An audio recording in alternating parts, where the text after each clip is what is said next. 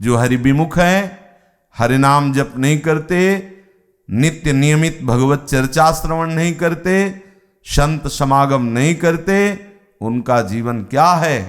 हरि विमुख जीवन है। कैसा जीवन है? बोले वो मां को कष्ट देने के लिए व्यर्थ में पैदा हुए, वो सुअर, कुत्ता, सियार जैसा जीवन है। किस काम का जीवन? जीते जी नरक रूप है, अभागी है, मृत है, अछूत है, निंदनीय है, जो हरि विमुख है।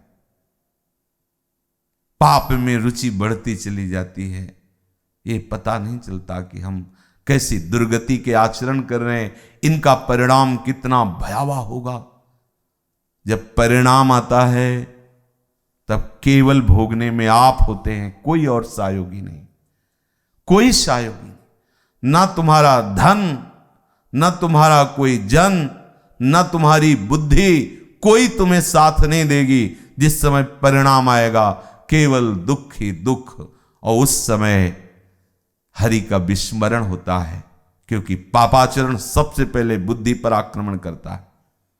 किसी को जब भोग भोगना होता है तो सबसे पहले कर्म उसके बुद्धि पर आक्रमण करता है। बुरी दशा आने के पहले बुद्धि बदली जाती है, उसकी बुद्धि को अधीन कर लिया गया। जैसे किसी की गाड़ी को अगर अपने वश में करना तो ड्राइवर को अपने अंदर में कर लिया, उसे बंदी बना लिया। कर्म सबसे पहले बुद्धि को, लेकिन हरि भक्त की बुद्धि को नहीं, हरि विमुख की बुद्धि को।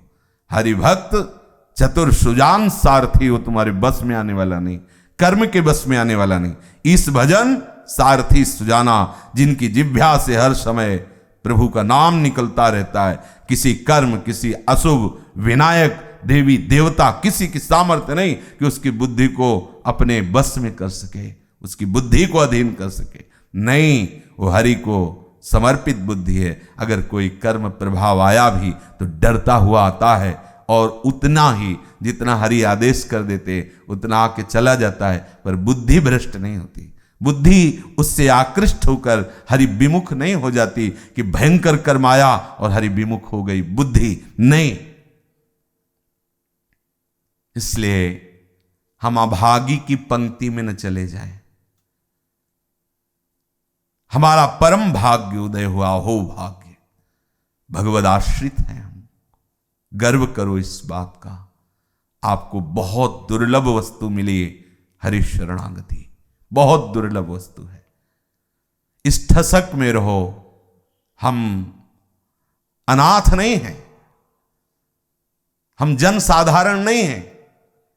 भले हम नीच हैं, पतित हैं, पर हम हरि के हैं, हम प्रियाजू के हैं। अब हम ऐसे नहीं गली चलते, नहीं, हरि के हैं, प्रभु के हैं, बात बन जाएगी। गोस्वामी जी कह रहे हैं, जो हरि नाम से विमुख है, सत्संग से विमुख है, भगवत चर्चा से विमुख है, भगवत लीला श्रवण से विमुख है, उनका जीवन व्यर्थ है। सुअर के समान, कुत्ते के समान, सियार के समान या गीध के समान व्यर्थ जीवन है।